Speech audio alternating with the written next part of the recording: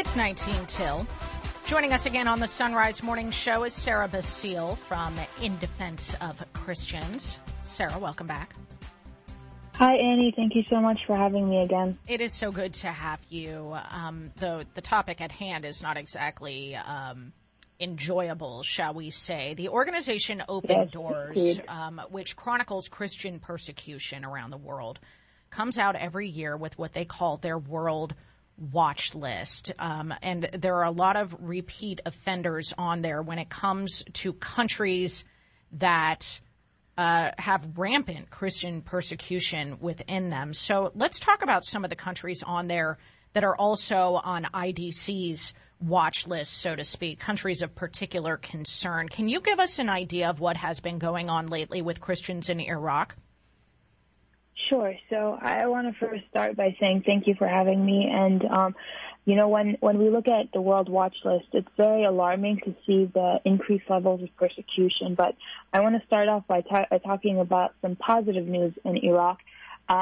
We know that Pope Francis is making his way to Iraq in sometime in March, and yesterday he was very affirmative about going despite the coronavirus restrictions. So I know that the Iraqi Christian population is very excited to have him, and they've been praying and fasting. And so just to start off things on a positive note, to go really into the more of the policy things of the policy end of the discussion here, IDC has been advocating for Iraqi Christians for many years. In fact, we were founded in 2004 as a result of the genocide by the Islamic State, and quite honestly, the figures are as bleak as ever. In the 2021 report, Iraq's ranking rose from 15 to 11 for several reasons. And first and foremost, it's basically the Islamic State. They're not gone. Their territory has decreased, but they're not gone.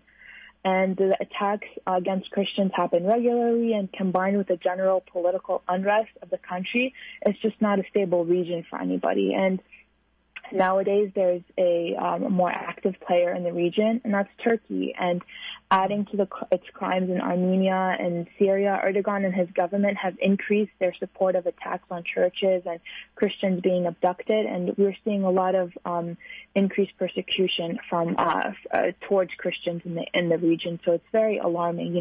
Just because the ISIS's territories have gone down does not mean that persecution has a decrease. It's just different people doing different things nowadays, so it's very alarming. Somebody really needs to reel in Turkey, don't they? Yeah, very much so. I know several of my colleagues have been on your show talking about the plethora of crimes that this country has been committing in the region. And it's not only doing this in Iraq right now, but we see these same crimes in Syria, specifically in northeast Syria, where a lot of the Christian communities there, specifically the Syriac community, have been attempting to gain more autonomy of their security forces and, political advocacy. And they've seen some success, but Iran, Turkey, and other countries have been really destructive in those efforts. And so we've seen a lot of these communities attempt to stabilize their regions, but it's not happening for them, and Turkey is one of the biggest culprits in these crimes. Well, number 16 on the Open Doors list is Egypt, and that is a country that we have been talking about quite a bit lately with our segments with In Defense of Christians. Exactly. So, like you said, it's actually remained at 16 for, I think, a couple years now. I know definitely in 2021 it was 16, as in 2020. And I like to summarize what Coptic Christians face into two basic concepts. And the first is that there are no serious laws that protect Christians, their legal rights, and even churches. And then second is that the basic laws that do exist are simply not enforced. And so when we see I know my colleagues have talked about this. When we see activists like Rami Kemal being detained since November 2019 without even formal charges against him, and not being able to see his lawyers, his family, for quite some time now.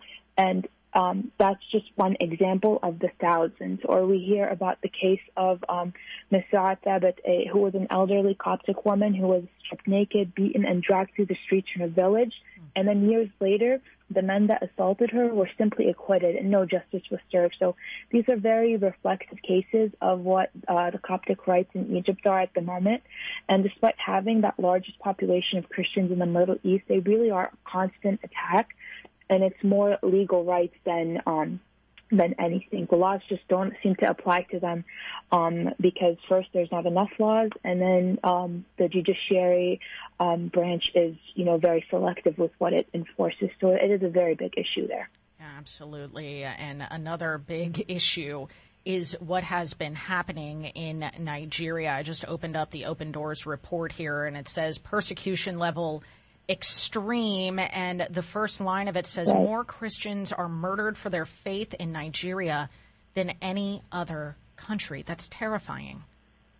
Exactly. I mean, and right off the bat, we can start talking about the fact that what is happening in Nigeria is an ongoing genocide. Again, I repeat for emphasis, is an ongoing genocide of Christians in the country, and it's being largely ignored by the international community. Now, IDC has been very active in advocating and speaking to people on the ground in Nigeria and really getting its efforts done, but we're really working now to get this genocide recognized by the United States government. And what that will do is unlock a number of tools within the State Department and Congress that can help combat the violence. And really, just to talk a little bit more about what's happening, I'll start with its ranking. So in 2020, it was ranked at number 12, but now it's ranked at number 9 because of the increase in violence. And every year, thousands of Nigerians are killed by the various terror groups, including Boko Haram, Fulani militias, and the Islamic State of West Africa. And so it's not just one group like we see in the Middle East, but it's a number of different groups that are really affecting the whole region. And we used to see the violence really in the northern part of the country and in the Middle Belt, but it's really moved now across the country.